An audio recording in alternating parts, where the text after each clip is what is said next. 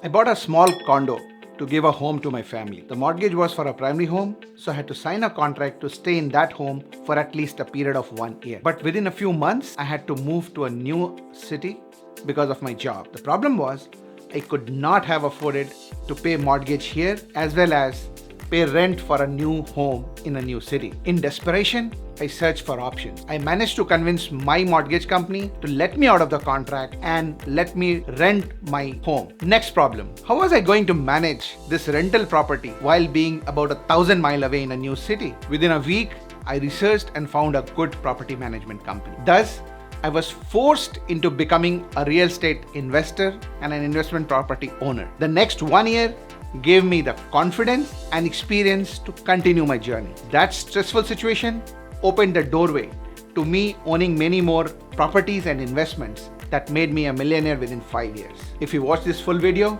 you'll find out how you too can do this, even if you are not in a stressful situation like me, but decide to do it in a more planned fashion. Before we get into the details, I would greatly appreciate if you hit that like button and subscribe to this channel. That will help this new channel grow and encourage me to create more interesting content. Thank you.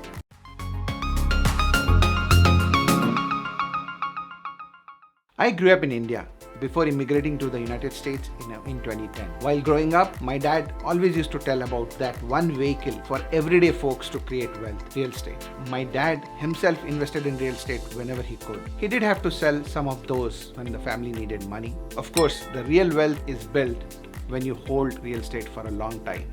For that matter, any investment, you need to hold it for a long time. But that childhood teaching stayed with me. Much before I bought my first property, I had this vision, this desire to own property when I'm able to. In fact, I even bought a property back home in India pretty soon after starting my job. But I had to sell that when we decided to move our family to the United States. My wife and I came to this country in 2010. It took me a few years to sort of find my footing in this new country. Then around 2014, 2015, I started to look at the real estate market. At that time, we were living in Rocky Hill, a nice suburb of Hartford, Connecticut. First, I wanted my own home to live in. At that time, that was my definition of a real estate investment, your own primary home. But while I wanted to buy a home, I was in the market, two problems stopped me. One, I simply did not have the money required to put a 20% down payment on a nice home. And two, property prices had gone up so much. Everyone was telling me, you have missed the bus. You should have bought a property 4 or 5 years ago. Looking back, I actually find it funny that I have heard the same thing every year since. But now I know that market is not one entity. It is not overpriced or underpriced. We have to find properties in the market that are priced right and then drive a hard bargain. There are various other methods too to make a great deal out of a okay real estate deal. Maybe I'll go over some of those in one of my upcoming videos. Back to my problem. To solve my first problem of low money, I started searching for options, and to my surprise, I found that while it's a good practice to put down maybe 20% on a home, not always necessary. There are loan programs available that require much lesser down payment. Granted, you may have to pay an additional premium every month for PMI, which stands for Private Mortgage Insurance. But if the numbers still work out for you overall, it may make sense. So I started looking in the market. Very soon, I found a nice condo much closer to the place that we were renting at that time. It was a 2-bedroom, 2.5 bathroom condo with a finished basement that gave a lot of space to my growing family.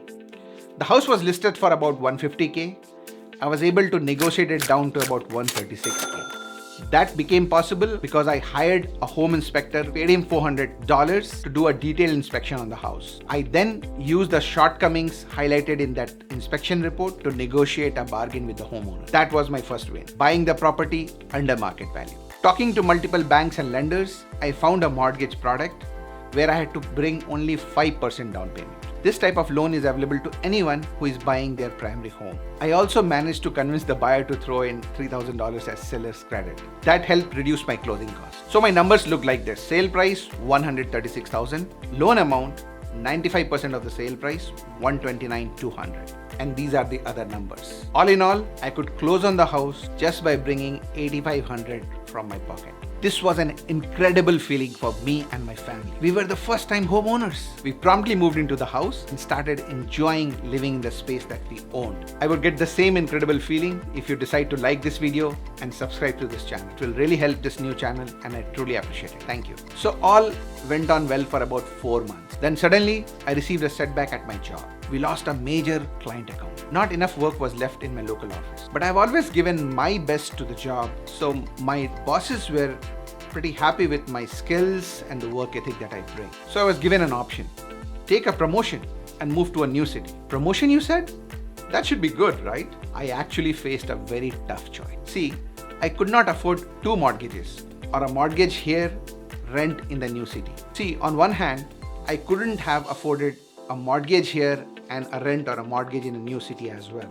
At the same time, I couldn't have let this opportunity grow to get this promotion, move up in my career, start earning more, and maybe even open door to new opportunities. One obvious solution was to put this home that we own on rent and use the rent to cover the mortgage here. But the problem is, the nice mortgage that I got, which only required 5% down, had a contractual condition. I was given a preferential rate of interest on the loan on the condition that I will stay in this home as my primary home for at least a period of 1 year. Pretty much all loans for primary home have this condition. So I couldn't have rented it out legally at least. So I did more research. I found out that while generally it's not allowed, but a mortgage company can issue a waiver and can allow me to rent the home if they think that that's the right thing to do.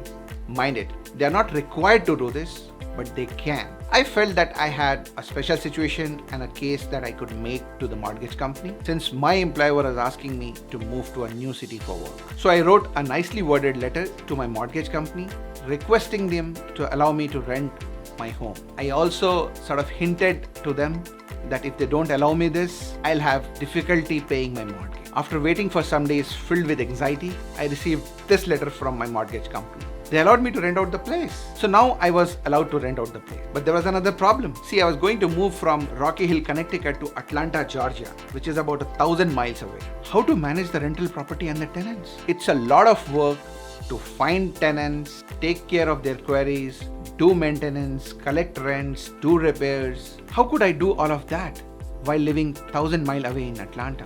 I again did some research, racing against time, and decided to hire a property management company. Now I must admit that at that time, I did it pretty reluctantly and simply because I didn't have another choice. The property management company was going to charge me 10% of the rent collected as their fee. That was going to eat away at pretty much all my profit margin. So I wasn't thrilled about it, but still I went ahead with it. It turned out to be a great decision. The property managers were very professional and handled so many different scenarios for me. We had to find 2 tenants over the period of next 2 years. We had to practically evict one. There were repairs and other issues. These would have become very taxing for a new homeowner like me. But with the property manager handling all those for me, I could just relax and focus on my numbers. So here is how my numbers look like. With the rent of $1,600, I had all these expenses.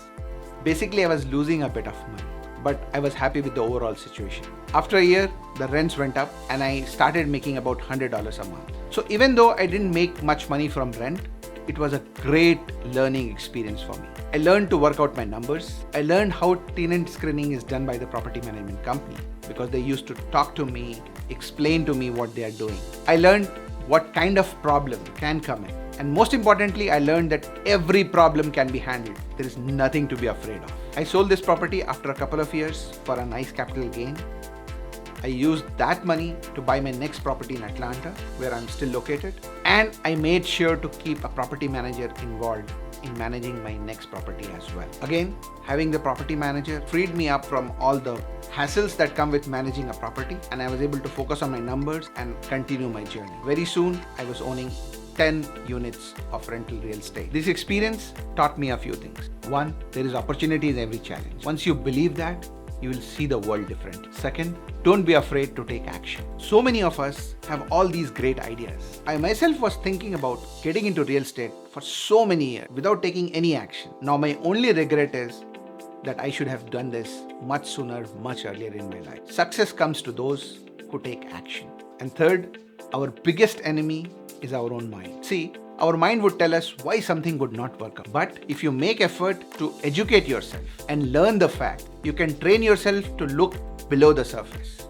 mindset change is difficult, but can surely be worked upon and surely be done. I ended up owning 10 rental units within the next 5 years and became a millionaire. It completely changed my financial trajectory. It has allowed me to try out a lot more new things. If you also have been thinking about owning real estate property, know that this is right for you, but have just been hesitating, I have a plan for you. Here are simple steps that you can take to frankly accumulate multiple investment properties. Buy a owner-occupied property, that is, take a loan for your primary home. Move into that home and stay in that home for at least 1 year. In that 1 year period, save for your next property. Remember, you only need 5% down payment. After 1 year, move out of your first home, rent it out. That rent should cover the mortgage. Take a new loan for your primary owner-occupied property and move into the second property. Now you just have to repeat the same cycle. Stay in it for 1 year while saving for your next property. It can really change your financial situation for good. Let me know if you have done something similar, or if you have seen somebody else doing it but plan to do it yourself. What are your questions? What is keeping you from doing it yourself? My goal with this video and this channel is to bring financial transparency to you, my friend. If you learned something new, please give a like to this video so that the YouTube algorithm takes it to more people. One of the next video that I plan to make is about how I used a multi-family property to build an asset while living rent and mortgage free. If you'd like to be notified when that video goes up, please do subscribe to this channel. See you soon.